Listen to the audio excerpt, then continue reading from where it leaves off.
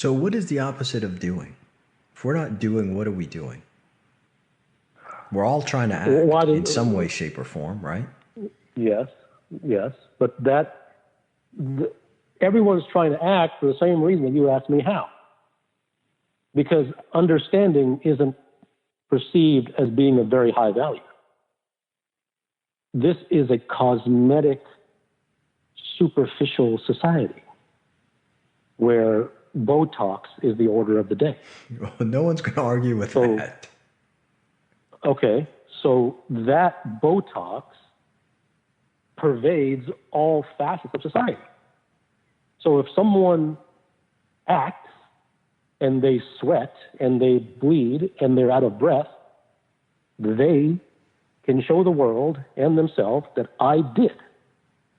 And that's why they do it. It isn't to get anywhere. I think the idea of getting somewhere is less appealing to human beings than the idea of effort. Human beings measure themselves by effort, not by arrival.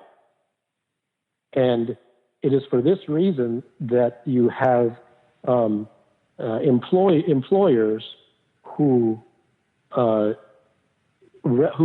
reprimand employees who are efficient. Efficiency is very much a liability in the workforce. A person who's efficient and gets 7 hours of work done within 1 hour is considered lazy because he has 6 hours of left over. The person who can do it in 1 hour but take 7 hours is considered hardworking because he worked all day. This is the world that we live in. It is not filled with highly intelligent people. It is filled with people who follow others.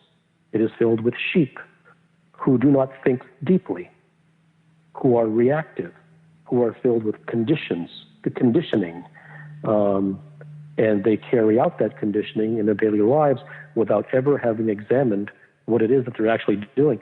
Another common example of this is the committees who are on the board of colleges and universities and so forth, who look at all the applications that come in, right, to see who they accept.